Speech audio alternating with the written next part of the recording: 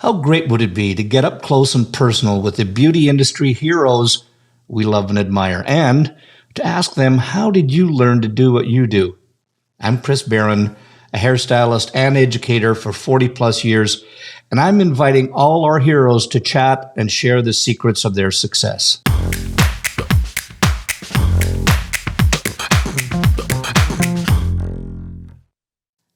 If you're an entrepreneur, a salon owner, or even thinking of becoming successful at any team business game, you're going to love this session. This gentleman has been a lead educator at the Redken Exchange in New York City. He is the owner of 3, soon to be 4 successful salons. He's an amazing cutter, educator, and team leader. Currently a Pureology hair artist, and he offers solutions to take salon teams to the next level. I can tell you because he's a personal friend, and I know that he pours his heart, his soul, and his passion into everything that he does. So let's get into this week's head case from J. Morgan Salon Company, Mr. Jayson Morgan. Mr. Morgan, or for my friends that are already listening in, that it's Jayson, Jay to me, because we've been friends for years.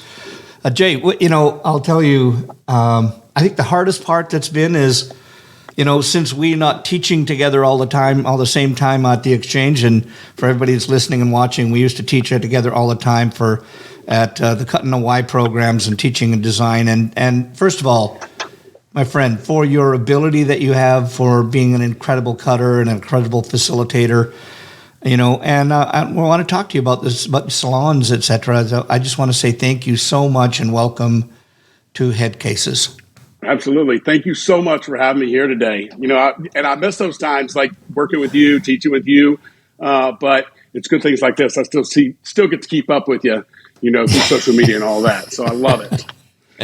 Jay, the funniest thing is, just for the friends that are out there, is that one thing that is, I have to say about you, my friend, is when you're teaching, you're on point. You're on point. But when you really get to learn, Mr. Morgan, is after we would head down to the bar and we would, quaff a few bevies down there, and that's when everything came out there. But that was all. Oh. Those were the fun times, pal. I have walking to, a little sideways back to my hotel room. I'll tell you what. I'll tell you what. Those days don't happen as much as they used to, though. So I'm really happy. I've kind of moved on a little bit. Yeah, well, I have to tell you, for those of you, we're going to talk. You're going to talk a little bit more about this later. But you're also, besides being a great facilitator and teaching all the time, and having your 3 salons that you're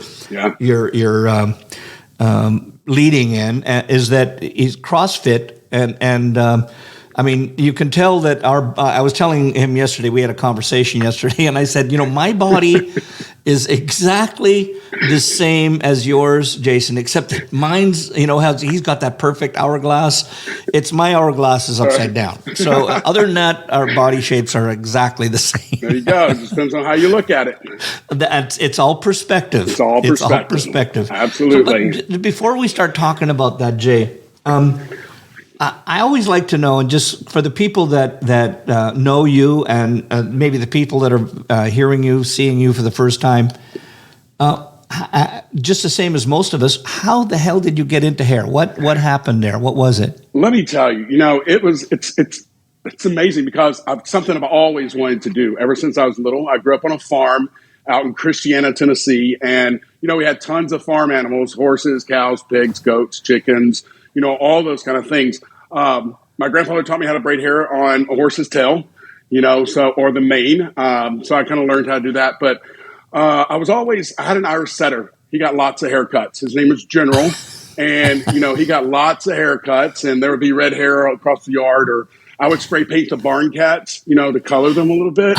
Probably kind of toxic for them, but, looking back or now going, oh my God, I probably shouldn't have been doing that. Probably never saw that cat again, though.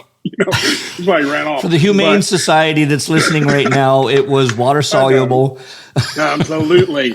But, that was the thing. I was always interested in it. And I remember my mom she worked at the bank for years, and she had a friend, Karen Brown, who on Saturdays we would go to the mall, or go to town or whatever, on Saturdays, and we'd pick up Karen. Sometimes she would hang her hair over, and her hair was like Crystal Gill. It was down to her ankles. So she would hang it Wow. over the seat in the car, and then I would just sit there and just play with it on the way to the mall. Like, I loved hair, loved it from the very beginning.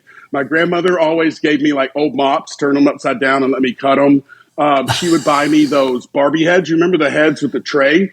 So she Right, would buy right. those at garage sales and bring those home for me, and I would cut them. I would spray paint them. You name it, I'd wear them out, and then she'd get me another one. Wow. So those are kind of things where, even back home too, just like perms in the kitchen on Sunday afternoon. My aunts would do it, and I was always in there. I still love that smell to this day. Yeah, it smells It like takes me money. back. Absolutely. But, something I've always wanted to do, always had an interest in, and I always felt like I had a brother who was very athletic, and I was not growing up. I felt like I was more creative. I Yeah. always was out building forts or, I don't know, just running and building anything mazes in the barn, those kind of things where I always wanted to like build stuff and to do stuff versus, he would ask me to play football with him and I would do it for a little while, but of course I would get soon bored, Yeah. and then I'd be like, okay, let me go figure out how I can jump out of this tree without breaking my ankle or something, so it was a lot of fun. So that's kind of where my It's start funny. came from. I knew I loved it from the beginning. That's awesome. You know what? You sparked something in my brain when you were talking about, making a maze out of the bales in the barn. Oh yeah. And I can Pitfall. remember my cousin Patty and Johnny. In the summer times I used to go out to Manitoba. For those Americans, that's the province next door over from Saskatchewan. And my cousins and obviously my aunt's uncle cousins had a farm out there, and I used to go and spend my summers out there. And we would always be getting into trouble. And I can remember that's when my first indoctrination to smoking. But not, obviously, we're in the country, we didn't have any cigarettes. So you used to go and get carragana leaves. And you used to take the carragana leaves when they were dried, and you just pick them off of the ground. And we just take whatever, newspaper or whatever, and we'd crush up Oh my God. the carragana leaves, and we'd roll them up. And then we light them on fire and then pretend we're smoking. Well, actually, we're smoking there. God knows how we. But here's the silly part. What we did was just after we had finished the baling season, and we had taken the loft, and that was packed full, and so there was one bale out, and so Patty and Johnny and I just decided that we could make a tunnel inside there. Yeah. So we kept pulling bales out and made a fort inside there. And so this is, when you talk about you falling out of trees and wondering how you couldn't break something and how we're still alive today, we took our carragana leaf newspaper cigarettes No. and a lantern, and we would take the lantern inside this fort we made in there because obviously it was dark. We needed light. And I can still remember sitting on one of the bales, and then we lit up these AKA carragana leaf joints. And, Oh my God. because it was newspaper, it's everything would fall down Yeah. on the straw bales, and we would just take our feet and we'd stomp it out.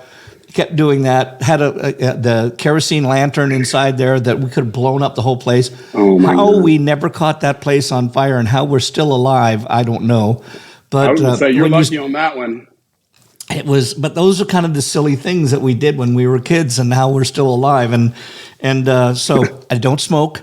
I don't go into hay bales anymore, and I'm not Yeah. going anywhere near a barn with bales in it that I can set on fire. But it's funny how we talk about those things when we're kids, how we've changed so dramatically. So you were on the barn, you're on the farm, you know that you're in hair, and you want to Yeah. do in hair. So how did it start? Did you just get out of school and that was the first thing? What happened? Oh, it was a struggle, man. My parents, they wanted us to go to college. My mom and dad didn't go to college, so they were like, "You're going to college," and I'm like, "Okay, what am I going to do?"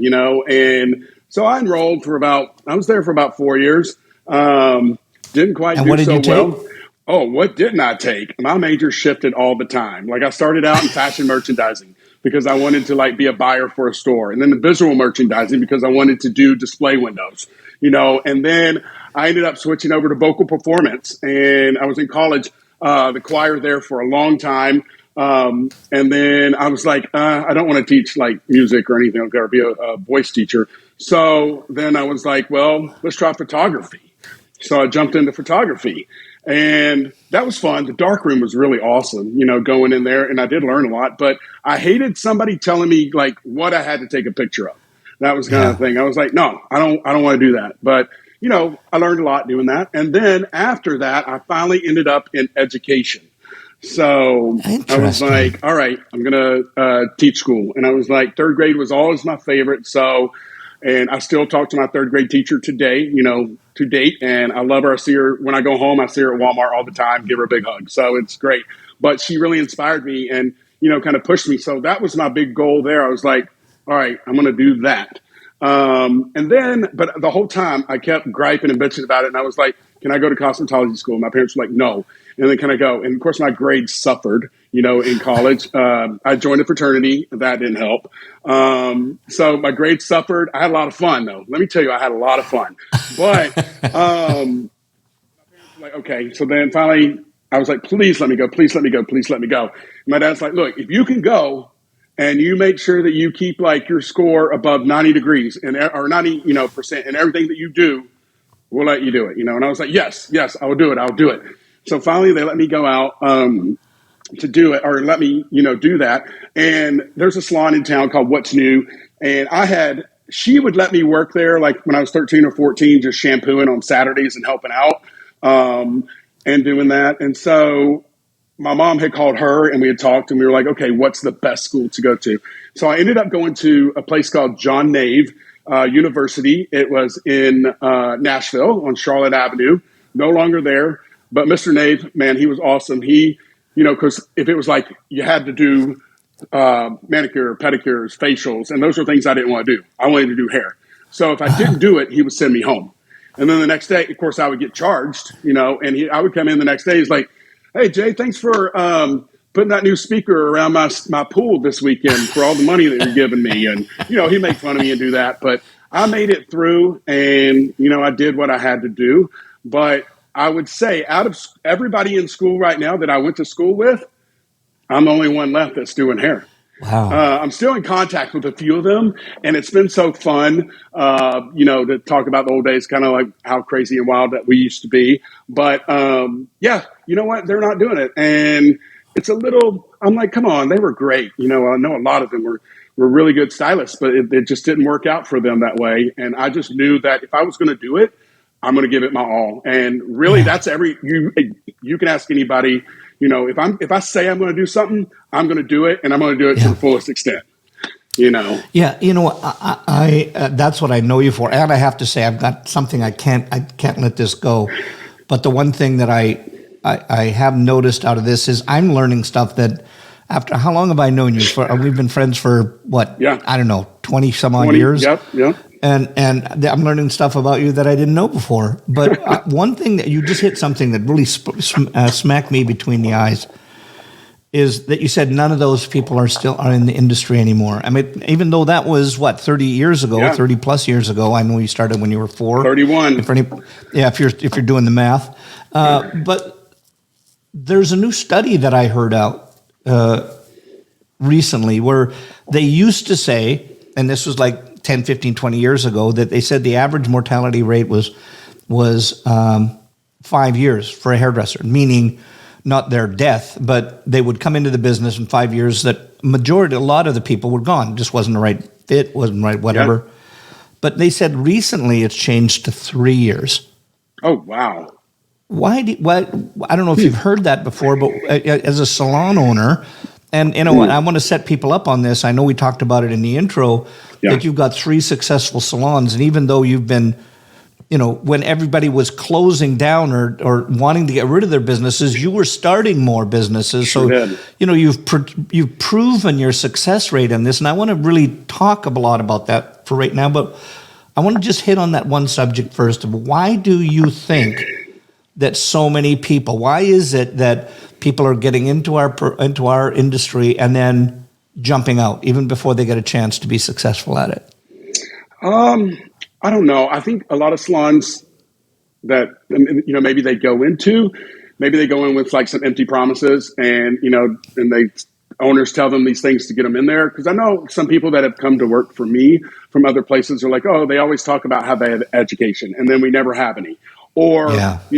I'll be in the salon and I haven't seen the owner in like 5 weeks. Those kind of things, and that's something I will say also is the secret of our success. Jamie and I both are hands-on owners. We are in the salon all the time. Like, they see our face. They know us. They know they can call us, up until like 9 o'clock.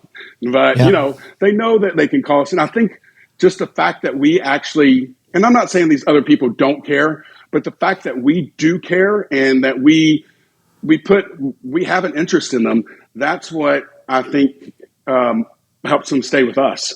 And I do love our team, and we've had some that have come and gone, throughout the years, and as it is, but I would say the majority of our turnover rate is very, very little, because I feel like we do just show interest in them, and we want to see them grow, and like I said, anytime I teach or I share or whatever, it's those light bulb moments, when they get it or when it happens, and we celebrate those things. And I don't think, people want to be appreciated. People want to be told they're doing a good job. And I don't think they get told that enough, So I think that could be, kind of while, they just kind of like, okay, maybe it's not the thing for me. And maybe also I think like if they do have screw ups, which can happen in your first 3 years. I think of, that one lady I turned, Nancy Mathis, I turned her blue, back in the day, but we got it right. But I don't think they have anybody there to really coach them and to talk them through, so it turns out to be a learning experience versus a mistake. And then, those kind of things. I think it's really interesting how our industry right now is, we hear about the youth and we hear about the young kids that are joining on. And I hear this from everybody. They're after quality of life and they only want to work so many hours and so on. And I think it's like, I'm sure you came in just that generation after I did, but for me, it was like I was a baby boomer and I went work hard, put 13, 14 hours in. And I don't think that was then and it's not now. And I think that we have to change. Those people have that, there's a meeting, but I don't think it has to be like 50-50. I mean, we were fanatics. You'd work 12, 14 hours a day, go home, sleep about it, dream about it, come back in and do it again. There wasn't really a work-life balance. And to be clear, I want everybody to hear this, that work-life balance does not mean equality, meaning I've got 8 hours at work, I get 8 hours at home. I got 8 hours of sleep, I got 8 hours of this. It means the quality that you have when you're at work, the quality that you have when you're at home. And I think that's what they're going for. And I think we have to change.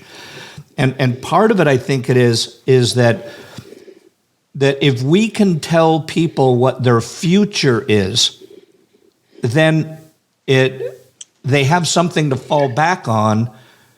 And when they screw up or something goes wrong or they make a mistake or they're in a training session where they're going, oh my God, you can see them, you're training and they're crying because they made a mistake and their fear of being judged. But if we can say, listen, okay, stop for a second and just let's take a look at where is it? We have already said that here is where you want to be. And so when you're screwing up or you're making mistakes, you can still have your focus on the future. And I think that's one thing that I've always noticed about you because I've been out to help and be at your salon where we've all trained. And you've always had a good future plan for your people. And I think that if I had to make an assumption and knowing what I know about education, I think that's partly why you're so successful at what you do. And I love, goal setting. And they all know that, in my personal life, I goal set, and in the salon life, we set goals and those kind of things. That's like, we have 3 salons right now. We're looking for a 4th, we're actively just keeping our eyes open because we know that's the next step or that's the next goal for our future. And that's Jamie and I both talked about that. Like, where do we see ourselves in 5 years? And, those kind of things. And when people ask me that question, sometimes I'm like, I don't know, but it is nice. Like when I do work, with a partner or have a common goal, that it's easier to get there when you have somebody else with you and sharing that goal and supporting you and holding you accountable for it. Yeah, yeah.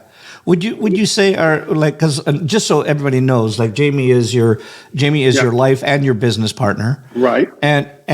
But do you find, are you better as a collaborator or as, I don't know what the other word I'm thinking for is. Like, I know people that they're better on their own and then they tell people what they want. Or there's people that collaborate and say, here's what I'm thinking, what do you think? And then putting it together. Yeah, How do you fit in there? Figure out what the other one is, because I can tell you I'm better as a collaborator. I always say we're a power couple. We come with it and we bring it. Jamie's got a background in marketing and restaurant management. So between that and then like my more creative brain, he comes up with things and then I'll come up and then we meet in the middle and we talk about it and we discuss and figure out how it can work for us. Yeah. I will say Jamie is the glue that holds this place together.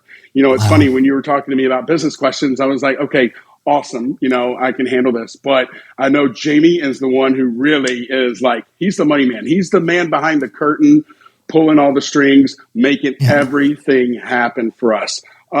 We talk about it. We definitely have our roles that we play in the salon, but we also have that common, goal or common, like we come together on that common ground and we discuss, like, what do you think about this? And, I may be like, okay, I don't agree with that, but I like this aspect of it. So, okay, how can we use this aspect and then use his aspect? And then we come up with both, of what we want to achieve there. Yeah. What I like that you said is that about the collaboration. I mean, I'm a collaborator. I find I'm better if I can come up with an idea, you say something, and then I say something that builds on that, and so on. I find that's at 1 + 1 can be 3 or 7. But obviously, what I think is critical is you said that each of you have your roles. But you said that business is his area. But I want to be clear on that. Like, and just as an FYI, the main reason why I thought it was so important for us to have you on this program, Jayson, was because of your ability in the training area and the people development area, right? Which includes training, personal development, goal setting, making sure there's future. What's the development plan that you have for people? Because I think that the biggest way to, let me put it in a different way. In the salon business, or any business quite matter, if people don't see that there is a future for them, right, and a path to go forward to get something that they want, then it's just, you might as well kiss them goodbye, because that's when they're going to leave. But what I think is so brilliant about what you're doing is I had 1, then 2, then 3, now you're saying 4. What do you do? How do you get the people to manage those people? Like, do you take it from your staff? Do you get new people? Okay. If somebody wanted to do what you're doing and have multiple businesses, what would you suggest? I would say, if your second one's, you're going to be your hardest. Your third, you're already there. So it's like, boom, all right, you've got it figured out. So I know the second one was definitely the hardest because we were open 6 weeks and then we got shut down for COVID. And then it was like, okay, now we're off for 4 months and we put all our money into this, spot over here. Okay, how do we recoup and how do we, keep the staff that we just hired that we don't really know because we hired all new people. So I would say during that time with that staff and with all of the staff, we had communication where either I would do programs or classes, online, or we would go through Redken or anything. We would have stuff every day, like maybe every other day that they could join in. And we all just jumped in as a team and did that. But as far as open the second, like I said, it's just easier once you get past the second and then you go to the third and then, hopefully the fourth to open those. And then, wait a second. I'm going to go back on tell me your question again. Yeah. Your question is about that you went from 1 to 4. Yeah. And how do you man them? I mean, Yes. just to set this up, Thank you. we also have another. We have this salon team training website that's it's closed for business owners, for salon owners, etc. And to join, you have to ask a question. And I'll say that probably 50% of the questions that we get asked in their opening questions is, where do I find staff? How do I find good staff? How do I keep my staff? And everything is staff related. So you have now 4 businesses. How do you have one salon bid up and you have that's all good to go. How do you scale? Where do you get your staff from? How do you get them? So how we get them is we go to cosmetology schools, and we do a lot of like training out there. So we'll do classes. There's like 3 or 4 schools here in town, or 3 schools, and then CIT. And so we go out there and we hit those hard, and we let them know. We keep contact, and we keep a relationship with those schools. If it's not myself going out, then we'll send other people out. So that's how we found a lot of staff. And we have had staff who have joined us that are, say, older. But I tell you what, it's also, we've had a lot that come from the schools. And then what we do is we start them, in the junior stylist program, and then we move them forward that way. As far as like management, management was tough at first, because we would have a manager, and then I feel like things wouldn't work out, and then it would fall back to Jamie and myself. And then we'd have another manager, and then it would fall back to Jamie and myself. For different reasons, but then I had a client, Jill, who's been with me for a long time. She worked for a cosmetic company. And so we were looking, and of course I'd asked her a long time ago, and she was like, no, I'm kind of happy where I'm at, doing what she's doing. So then we had posted that we were looking for a manager, and then she applied, and I was like, oh, I didn't know you were, interested. She goes, yeah, I'm at the place in my life where this is what I want to do now. So it worked out. It was a beautiful relationship, because I've known her for 15 years. I've been cutting her hair. She's familiar with the salon. She knows the staff, because she would come in, have a cup of coffee, get her bangs trimmed or whatever, and then, walk around and talk to people. So she already was familiar with people. And then just with her background, it was easy to bring on. Then what we did for management is we were looking to increase, because now that we have 3 salons, we needed at least 3 managers, because myself and Jamie can't be everywhere, and then Jill can't be everywhere at one time. So then we had Megan, who was guest services. She was taking a really big role with guest services and organizing and leading guest services. And then we had my assistant, Teresa, who was with me for, 3 or 4 years. She's been my assistant at the salon.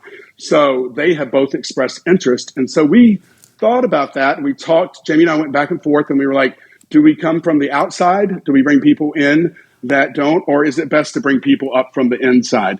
And so for us, it was like, let's bring people up from the inside who are already aware of our culture, the things that we like, the things that we don't like. They know the standards that we have, and they're used to them, and they can help us to, spread the word out through the staff. So that's worked brilliantly for us.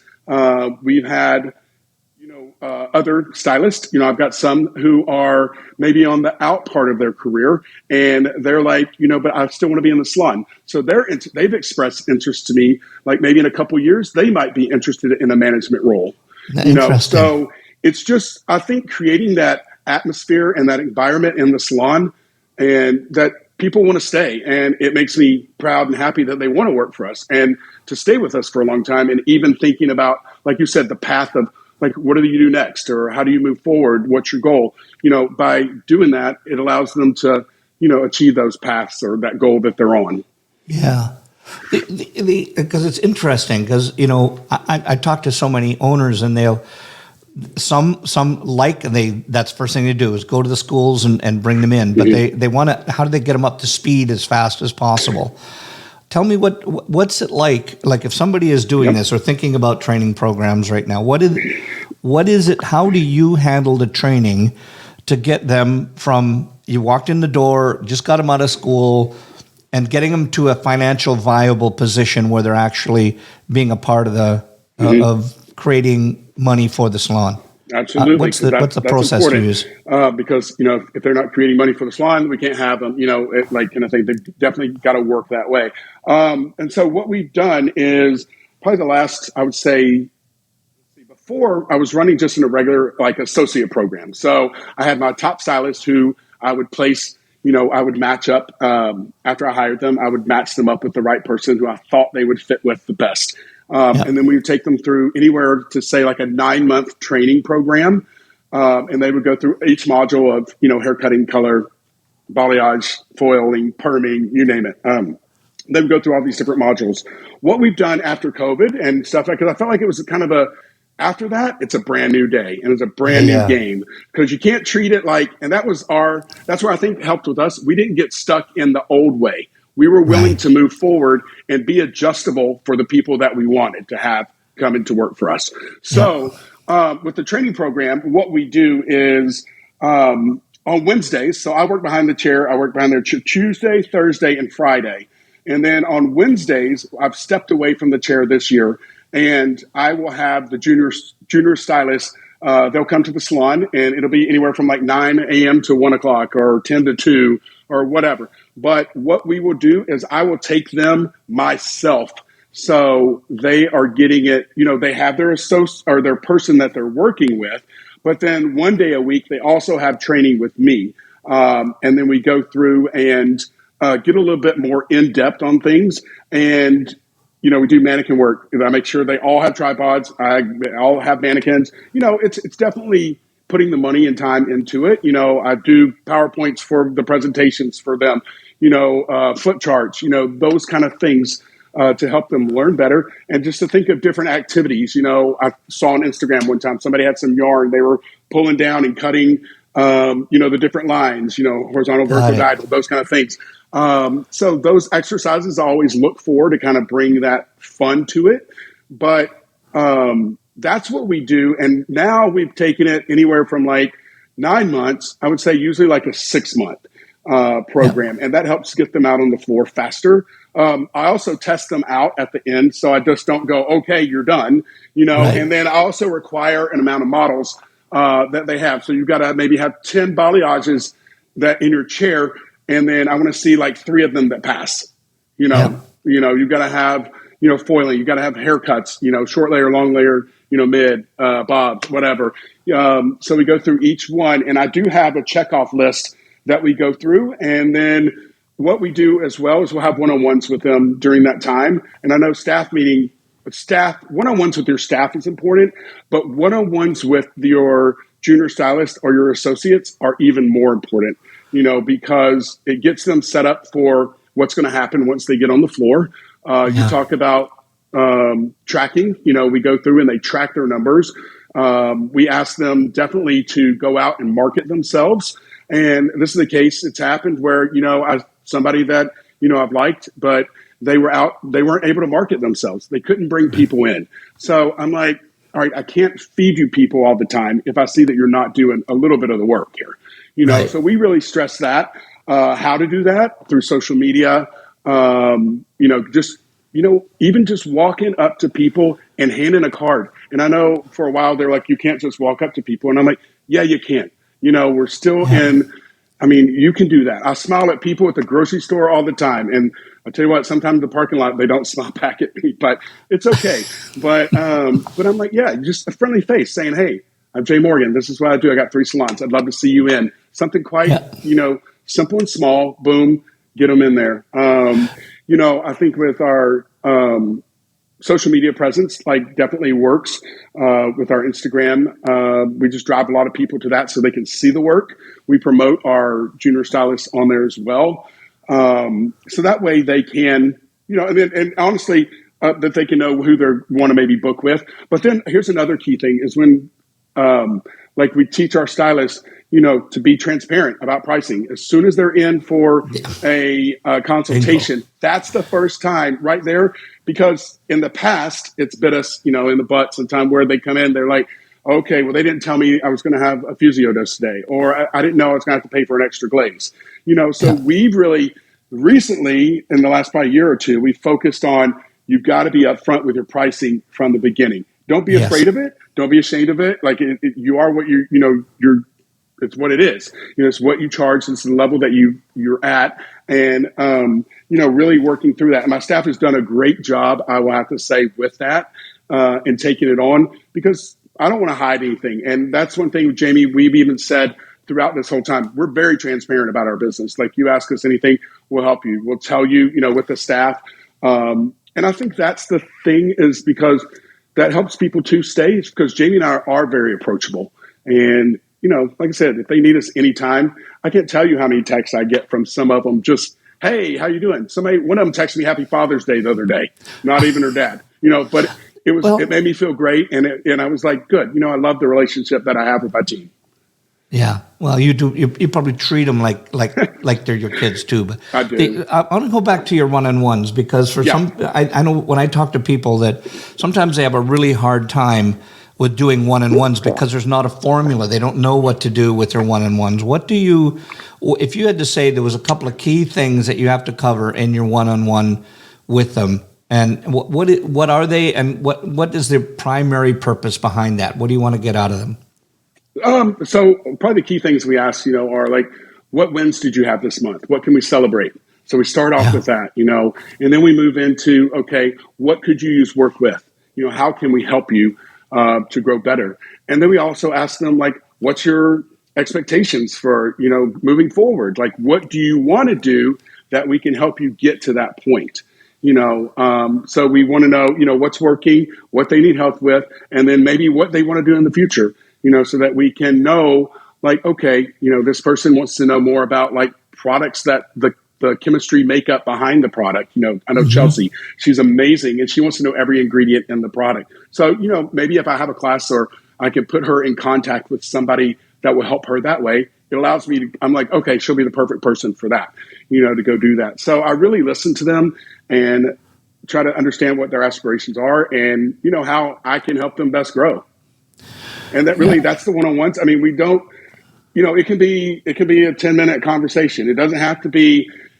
And I feel like in the past, we used to go down the list of, okay, what blah, blah, blah, blah, and I feel like that's just too mundane and too, like, I don't want to say corporate-y, but it's just like, okay, I feel like I'm just asking the same questions, and I'm not really getting to know the person and celebrating that person that they are.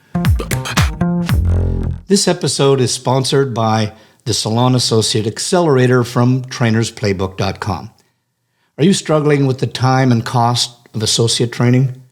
Do you feel like your salon is running you? We'll get your associates on the floor, all with 90% less time from you, so you can get back to building your business. Get them world-class design, finishing, color, and client care skills they'll use every day for the rest of their career, while you focus on realizing your vision. Go to trainersplaybook.com and get the Salon Associate Accelerator. And now, back to the show. Yeah, because what I liked that you did was you said, well, first of all, to me, the celebrations is the moment that you start celebrating what they've been doing, then you're coming from a place of where they know that you've got their best interest in mind. So I think it's number one. Yeah. Then the second part of it is finding out where they want to be so that you can help them get there. That's the second part that I took away that you do with them. Mm-hmm. So this is another thing that people throw at me all the time is, how do you hold them accountable? Because obviously if you're saying, okay, Chris, you said that you told me in the last session that we had that you wanted to do X, Y, Z. You wanted to have this much more in your service dollars. You wanted to be able to do this amount of classes or whatever that might have been. I'm just making stuff up here. Yeah. Well, I can tell you, I mean, how we hold them accountable. But my point, what do you do for accountability level? And let's say Chris hasn't done it. How do you handle the accountability with Chris when Chris comes in and what I said that I wanted to do, what I said that I wanted to achieve, and I'm just not doing it? Yeah. Sometimes we just have that real conversation, and it's just like, okay, this is what you said you wanted and what you needed. But in reality, this is what's happening. So let's figure out like what is a roadblock for you and that is keeping you from that. And then how we can, move around it so that we can get you to your goal if that's still your goal. Because, this month your goal may have changed from last month. Do you want that anymore? So we definitely try to figure out if they're not doing it, what the roadblock is and how we can get around it. But as far as like accountability, it just goes back to being an active in salon boss. I mean, we're there. We see them. If they're not doing something, or they tell us something they want to do, or their numbers, let's say their numbers about they need to meet a certain amount of physio doses.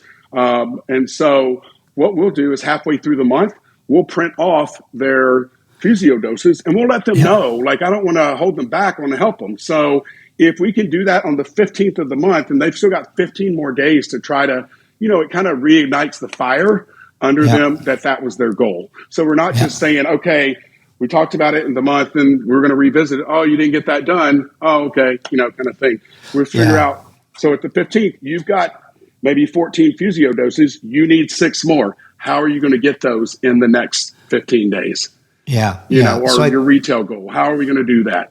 And they love level jumping. And it's fun because they'll be like, oh my gosh, they'll text me and say, did you see what my retail was today? And I'm like, I did, and give them a little hands up or a high five or something like that. And those things, I love hearing it because they get excited. I've got one that I won't say it's competitive, but man, she loves to share with me what her retail is all the time. And she's right up there. And, I'm super proud of that. Yeah, what I love is the culture that you've got set up, that where they're talking to you about retail, or my service dollars are, or what I need to, I'm proud of where I'm at. I talk to some people, school owners, etc., and there is a stigma out there that if you want me to retail because that makes more money for you, the salon owner. Absolutely. And how do you, like, is there... they bonus at over 16%, like our guys bonus, so they get to go home, with an extra, I don't know, a couple $1,000s a year in their paycheck, just by, offering what they should be offering to their client anyway. We have them set it up front before they leave, definitely talk about it at the chair, but as you walk out, put it up and let guest services close the sale for you. What we do, and this is one thing that I think some places miss out on. They don't train their guest services on product knowledge. So what we do is we have special product knowledge classes just for guest services. So they come in, they learn all about it. So that way, if somebody does walk in the salon that is a client of, say, mine, and I'm not able to talk to them, they can go, okay, I know exactly about Purology Hydrate right here. I can share with you exactly what it does for your hair and why you need it. I jump back like half a step here because I think it fits in really well. You mentioned before about it's so important that you're bringing up the numbers before you hit the end of the month. So you're not just saying, oh, hey, listen, you didn't, one more time, you didn't hit your numbers. Oh, boo, boo. You're helping them along the way. Because I know this one thing that when you're in a business that you want to have it scalable, in other words, that you can do more, create more people, create more businesses, is that you have to have systems in place. And then what I took away out of that was that if you can have the stats ready for your one-on-one meetings so that, if they, pardon my language, but if they're trying to bullshit you on stuff that they are doing, you've got the numbers that tell them that it's true, they've surpassed it, or they haven't made up to it. The numbers don't lie. Yeah, the numbers don't lie. And that's what I think, those are one of the biggest things that I think that do hold people accountable. And if we, where we become from such an artistic environment, such a creative environment where, yes, it's about inclusivity, and yes, it's all about the things that we do together, regardless of who you are, who you're from, color of skin, etc. I find our group tends to be so inclusive, but the more that we can get them into the business side of it and to mix with that, and that is about knowing your numbers. And I think that's where, whether that's coming from you or from Jamie or from whomever, I think that that's how you get people ready. And I think that, we always talk about, maybe it's just me because of my age, but I think that if we can let the youth know that, look, even if you're single right now, you're eventually going to have a partner. You're eventually going to be in a position down the road where you're going to want to retire, quit, whatever.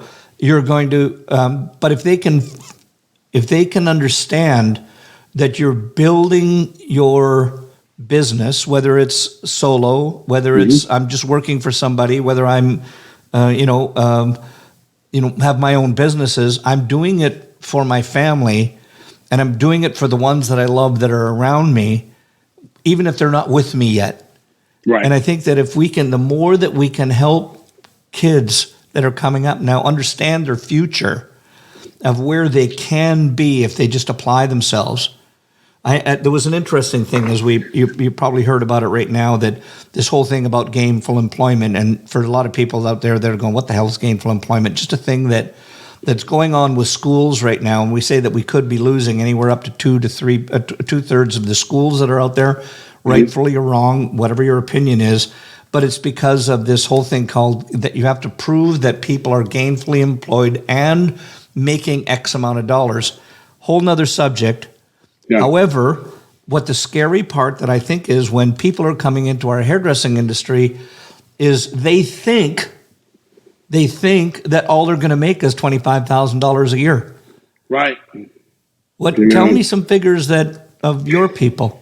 What are some of the figures that, you don't have to give exact. I don't know exact figures, but I know they definitely do over that. Like our level ones, coming in, I see them, when they go out and they get their own apartment so I know they're doing nice figures that they can go out and do things at a level one stylist, and I think it only gets better from there, just with the ability to, just coming in and showing up and being accountable and doing your job there. So, so that people can make the amount of money that other, what they call, if you're just listening in, I'm using air quotes right now when they call them professions, aka, say lawyers or pick a profession out there. But, hairdressers, you can match that stuff because we can create our own tickets just by working better, working faster, working harder.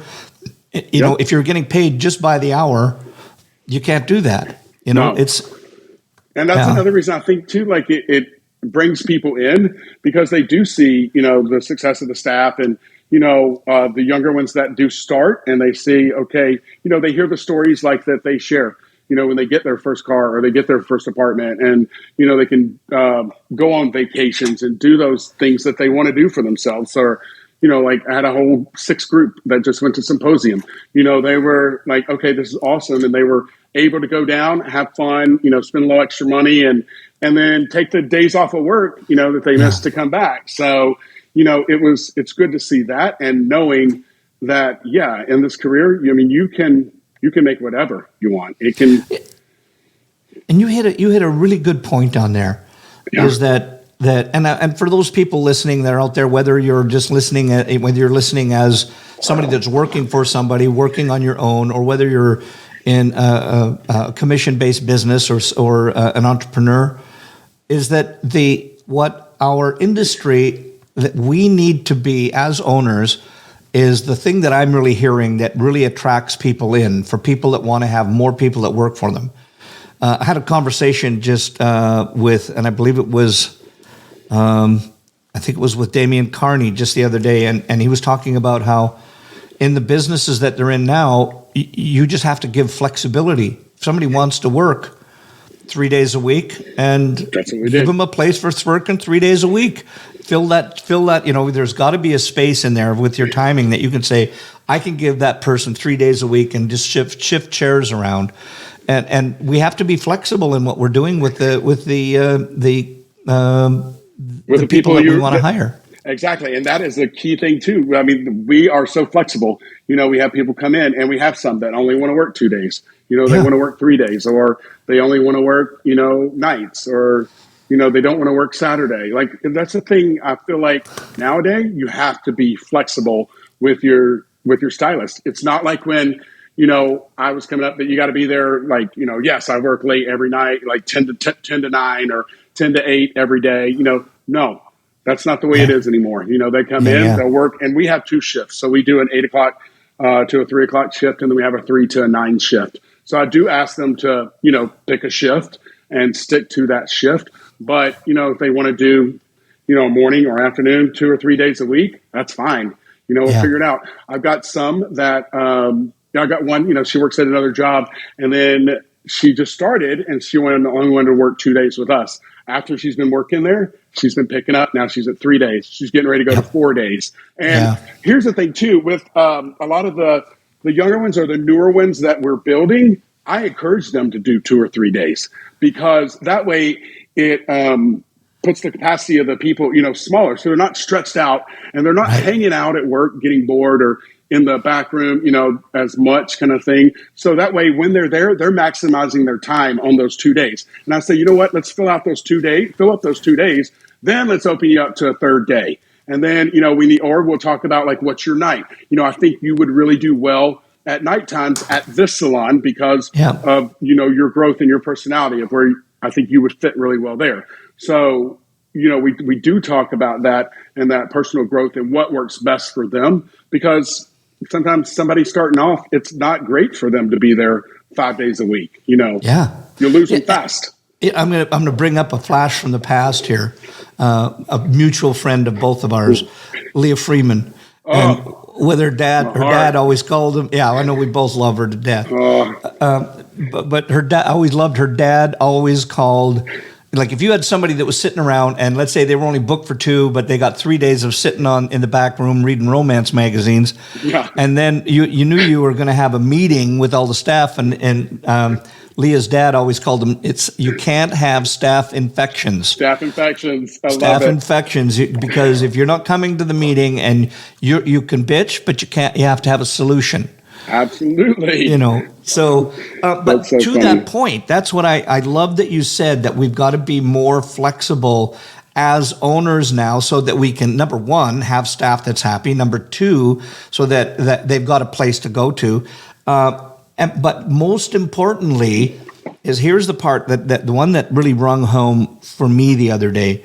And I was talking to a coach, and he was saying, look, at when you have your staff and they're beginning, when you're at the very beginning of their tenure, is that you suggest to them the times of optimal client flow. So in other words, let's just say, Chris comes to start with you, and you would say, Chris, I would suggest that you start with 2 or 3 days. What would you like to do? Okay, good. Well, so here's what's going to happen. When you're at this level, we're going to put your dates. We're going to give you those 2-3 days, because we want you in when you have the highest impact with client flow. There's no sense in, and I'm just picking arbitrary dates. If Wednesday is the slowest day of the week, no sense of you being new and being here on Wednesday. We can't feed you. You can't generate clients on those days. But if Monday and Tuesday are our high revenue flow, then we're going to have you come in on Monday and Tuesday, or Wednesday and Friday, whatever those 2 days are. Tell me your thoughts on that. It starts to create the demand for that stylist. It starts to create that demand early for them. Where I feel like with me, it took a long time, to fill up, and then, creating that demand. But now it's like, okay, hey, these guys got 2 days. Like, which one do you want? So, okay, boom, it's going to fill them up, and then, going from there. Yeah. So I love that. Yeah. So that's worked I out think really well. The Jayson, I want to talk about this is right now, because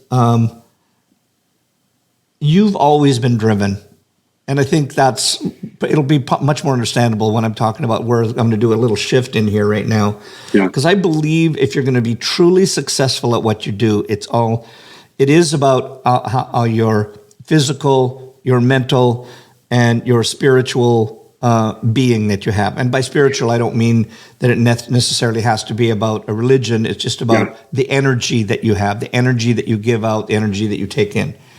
But in the last number of years, I've seen a huge, and when I talk about physical, I don't mean just the fact about that you can work 14, 20 hours a day, but from when I was teaching with you all the time, your physical being has changed. I alluded to at the beginning that we have the same V-shaped body positioning, except that mine's upside down from yours.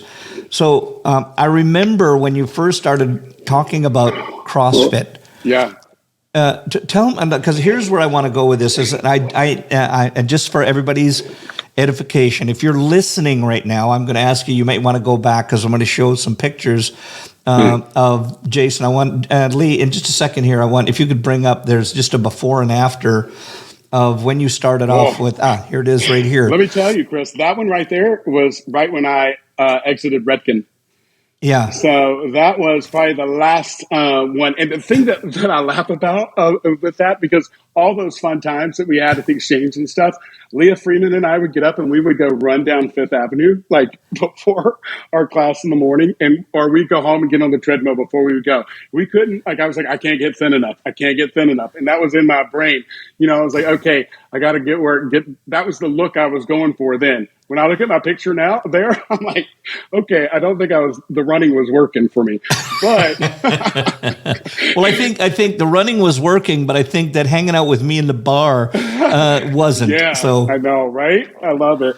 And then the one on the left. So yeah, when I left Redken, that was the funny thing, because I was kind of like, oh man. And I was left to focus on my salons and to really figure out, like, okay, how can I get these guys, or to get it up and running and be successful? Because the first one I opened in 2009, and it was 400 square feet, so it was small. And then we moved down, and then we expanded. So at that point, I had left, and I was kind of struggling because, for, I don't know, 19, 20 years, I had educated. And I was like, okay, you guys were my friends, on the weekends, or that I saw out on the road, and I wasn't really home that much. And if I was home, I was behind the chair. So I didn't feel like I had a community of friends. So I was like, oh, okay, what do I need to do? Well, then my one client, she came in, she was like, please join CrossFit with me. And I was like, no, I'm not doing that. And then after like the 10th time, I was like, shut up, I'll just go. And so I went, and then I really, really enjoyed it. I did that for about 3 years. And then at that point, another client was sitting in my chair, Courtney, and she was like, have you ever thought about doing physique shows? She goes, I think you should be men's physique. And I was like, well, you mean like bodybuilding shows? She goes, yeah. And I was like, oh, I don't know. She goes, I think you'd be great up there. And I was like, well, I probably would be great up there, but it's all the stage stuff. With all modesty aside. Right? And that was the thing. I was like, because some of these guys backstage will be like, oh, I'm so nervous to walk out on stage. I'm like, are you kidding? I got it. I'm walking out there. I'm like, yes. So, but she was like, okay, you should do that. And that's when I got a coach. And then got a coach who I've been working with now for about 7, going on maybe 8 years, 6, 7 years, something like that. It's been a while, but we've been together a long time. And the thing that I love is because he's gotten to know my body like so well, and he writes my nutrition out for me. He tells me what to eat. Like every 3 hours I eat, and, certain amount of chicken, my carbs are 3 carbs and that's it. And then, my vegetables are anything under the glycemic index of 15. At first I was like, whoa, that's kind of extreme, but not really, because I'm eating a lot. And I'm eating more than I was in the first picture. And I'm like, whoa, looking at the results and then designing my workout routines as well. I mean, he really has, I would say but we both have transformed myself into that. Yeah, Lee, bring up, because obviously you have gone into that and you have now won competitions, etc. Yes. There's the picture, there's you on stage. Yeah, that was my most recent, or the second one. I just did one last weekend. That's the one before that. And then show the next. This was after that. This was with taking home all the metal. Yeah, the gold. Yeah, so I'll take just a second to come up there, but it was nice. The idea behind that is what I want to talk to you about is just how the competition of that how has that helped your mindset? Like here you are with those trophies. That was just off one competition, correct? Yeah, that was off one competition. So that was last weekend, right there, and I got what I got there 4, 5, 6, 7. So 7 awards. I got 2 first place. 2 and 50 plus. So I got first place in 50 plus. I got 2 second places in 40 plus. I got a 3rd, and then I think 2 fourths or something like that. I don't know, but I tell you what, I love anytime you play. Some guys are like, if I don't get first, I'm out of here. I'm like, dude, I'm happy to be up here in number 5 spot amongst all these people. It's amazing. So I think it comes through when I'm up there, and it does come through, in the salon as well. because I think it does help me when I'm like just with breathing and like, learning how to like handle stressful situations. That definitely working out takes my stress away, and it gives me another outlet for, to get rid of stuff and to think about it and to clear my mind before I go to bed. Or, sometimes I work out at night. Sometimes I get up in the morning, just depending on the day. I love to do it during the day. That way it just sets me up for success for the rest of the day. First of all, how many hours of the day, like what's your what's the regimen that you have? It's not really crazy. I mean, I say it's not crazy, but Jamie would say it's crazy. I go in, let's say, I'll work like an hour and 15 minutes. That's it a day. I'll say not a day. I do like maybe 5 to 6 days a week, and I take like Sundays off.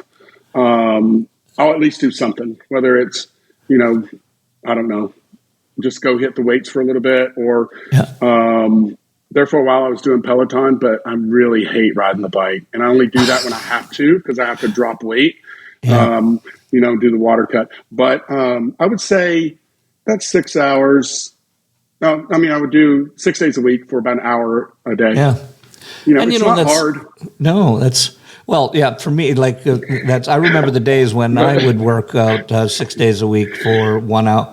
Oh no, that wasn't me. Yeah. But Chris, I can tell you though, right when I was leaving Redken, we were opening the salon, and the new salon, and I will say it was very stressful. And there were times I remember at that last symposium that I taught with you and Adina. I think we were doing face shapes. I was up there, and I don't know what the cause of it was, but you're talking about like headspace and stuff. I got in my own headspace, and I felt like I was having a panic attack. I remember walking through those halls in Vegas and just seeing all those people coming at me, and I'm like, oh my God, what am I doing? Because I've got the salon I'm thinking about here. I'm opening. Here I am. I need to focus on going up on stage there. And I remember, like, I was supposed to be up there. I think it was for maybe like a 30-minute segment. And I ended up staying up there for 15 minutes, and I walked off. And you and Adina were like, what? Okay, somebody get up there, kind of thing. But it was just, I was at that breaking point where I was like, I can't be up here anymore. Like I had needed to make a change, and I needed to figure out what to do. And so I think that was kind of like, when I got back home, I was like, okay, I know I need to focus on the salons right now. Yeah. This is where my path is meant to be right now. And I will say, that kind of, for a while, like I was getting a little anxious, but I'll tell you what, as soon as I started working out and stuff like that, I hadn't had any problems like that at all. So I think that you got to have something. Like I know that should I go out and should I be in CrossFit training? Yes, I probably should. However, what I do, even though it's going to sound weird, and you're saying that's all BS, Chris. For me, I need something to take my mind off of it. And for me, that I might, if I want to make a hairpiece, I'll just go downstairs and I'll turn the TV on and I'll braid hair for hours, just not knowing. I know I want to make something, but I'll just do, like I was just telling some people the other day. I've got this vision I want to have in my brain of a piece. I don't know what it is yet, but it's going to include micro braids that are all woven together and put into something. I don't know what it is. Yeah. So, but I can go downstairs, and like the other day that I went down to make micro braids that are anywhere up to like 2.5 feet long. It for one braid is going to take me like 15 to 20 minutes to make one braid that is the size of a pencil, a lead out of a pencil. Yeah. And so far, like I've had to make about 40 or 50, and I need to make about 400 or 500. Are your hands cramping? Oh, well, that's a whole different, I'll give you there's my trigger finger coming out here. Right. But that's where what I'm getting to is, if it's exercise that lets you level out your brain and your mind, whether it's doing something that is mind numbing with an end goal. And I know people that can't do that, but I'm very good at mundane things that take a long time when I can see the final vision in it, because that changes my mindset. Yeah. I love, in the last couple of years, I've been working with Curology now, and they have a program called Inner Peace, Outer Prosperity. And it's all about meditation and finding your inner peace. And, Yurish. So I was talking to Yurish one day, and I was like, they were making us lay down to meditate on these things, and I was like, I can't do it. Like, I can't just quiet my mind. And I struggled with it because I was like, why can I not do this? I said, other people do it. I see people and they look so peaceful, and I'm sitting here looking around the room like I can't relax. I can't relax. And then it started to bother me for a minute. And he goes, Jay, don't worry about it. He goes, your gym is your meditation. And that's where you find your quiet time. And I was like, you're right. That's like when you go down to do your braids, that's your moment to just meditate and to get it. Yeah. And I think that I've never been into that, but now I think that I know that I do it. I think it's very important. Yeah. So on that in mind, like with meditation and and moving forward and just moving ahead in your life, what pushes you? What pushes you? Like you're after 4 salons, you've got after this. You'll say, "Well, look at if I'm going to do CrossFit and I'm going after physical, I might as well compete." What pushes you to do that? I just always want to know what the next level is, and then okay, if I can do this, then what else can I do? So let's see. If I like doing this part of it, then let's see what the next level is. Is there, what's on the other side of the door? Or can I don't know, take it to the next, that's it. And I think that just pushes me. I love setting a goal and then achieving it, and I'll work till I do, or figure out. And that's the thing, it's a system, like we were talking about systems earlier and plans and the salon and working out, those kind of things for me, it's the same. It's a system, that I get up and I go and I do. And, it's like cutting hair. I watch my form when I'm doing it, my scissors, my elevation, over direction, finger angle, all those things. Same thing when I'm lifting weights. I got to make sure that I've got, my form correct when I'm doing it. So I'm going to do it properly. I'm going to have the best outcome, So it's all foundation, isn't it? It is all foundation, and just having that really pushes me just to see. I don't know. I think my parents just always told me too, you can be whatever you want to be. You can do whatever you want to do. And I'm like, okay, well, let's see, what can I do next? Yeah. Sometimes I think it drives Jamie crazy because I would say over our 30 years of being together, I've done a lot of things. And he's like, okay, what's the next fad you're going to be into for a little while? All right, where are we going now? Exactly. It's like, yeah. Left turn, right turn. In this, because I've seen this evolution that you've went through in there, is there something that you did along the way that you wish you wouldn't have done?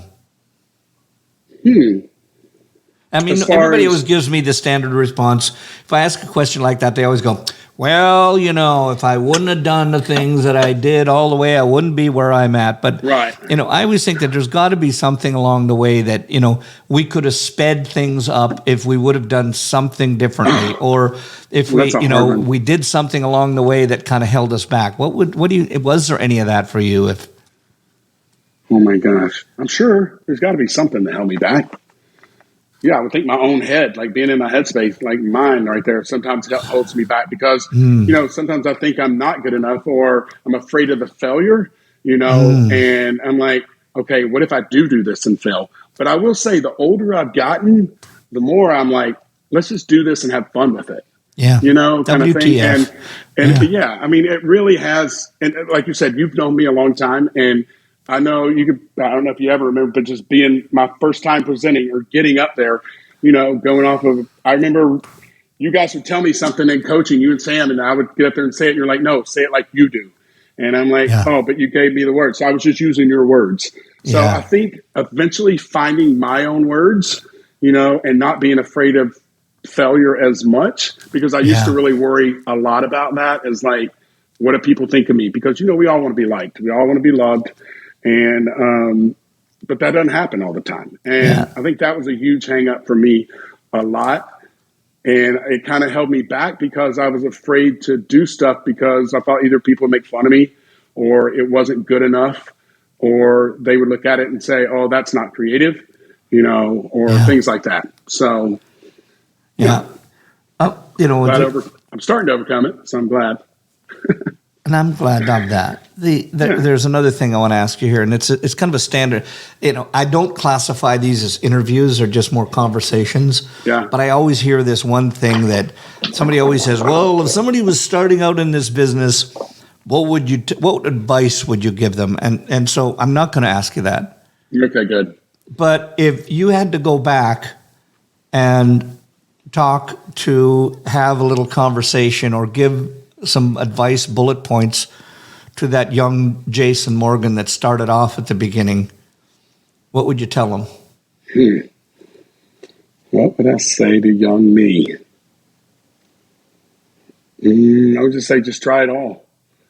Go out there and just at least jump in and give it a shot.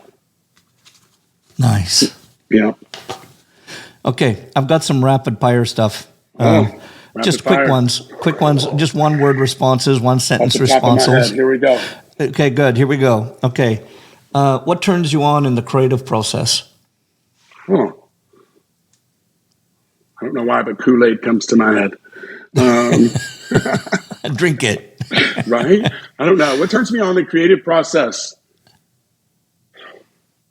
I don't know. Just the ability to see that I've done something. Nice. What stifles it for you? When somebody tells me no. Oh, love it.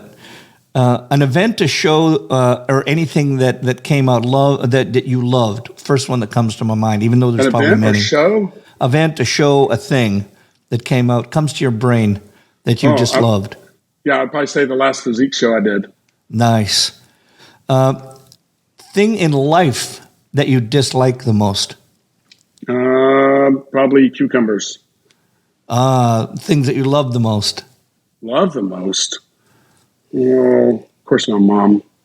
Oh, you little softy. Right? I'm a mama's boy. Thing that you hate most about our industry? Let me rephrase that. Thing that you dislike the most about our industry? Hate's a bad word. Things I dislike the most about our industry. I don't know. I feel like I want to say it, but I don't know if I should say it. Don't say it. I feel like the thing I don't really like right now is the way influencers are going. Yeah, in what way? With everything, because I feel like it's all based on a bunch of influencers out there that I don't know. I feel like I've got a ton of influencers in my salon, and I just hate sometimes that people put so much focus on what this one person has to say when I'm like, dude, I've got so many people here that have great things to say. Interesting. Person that you admire the most? Probably Jamie. Nice. And just so that we qualify your partner, I wouldn't say right? probably. I would say Jamie. Yeah. A person, living or dead, that you wish you could meet? Living or dead, I wish I could meet. I used to say probably Garth Brooks, because I loved his showmanship on stage and the way he would come out with his energy and rowdiness. So yeah, I'd probably stick with that. I'd still like to meet him. Like it. Something that people don't know about you? I took piano lessons for 11 years. Wow. Yeah. I didn't. Do you have a piano now? I do not. But I can still play. Loved Gone with the Wind when I was little. Loved Scarlet Hair, Rhett Butler, and I can still play the theme from Gone with the Wind. Wow. Used to wear it out. My dad used to get so mad because I'd play Truly from Lionel Richie, and I would sing it to the top of my lungs. He'd be like, "We're not again." But I love that song. Okay. I'll give you a month off. Where would you go? What would you do? Ooh, a month off. Nothing to do with hair.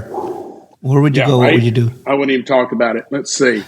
I do love Puerto Rico, so I go there a lot. I probably would go down to Puerto Rico for a month, or hit some islands for sure. Love it. Things that you're terrified of? Terrified of? I don't say being bald, but it's creeping up on me anyway. When you're not controlling it, right? Yeah, right? Okay, your favorite curse word?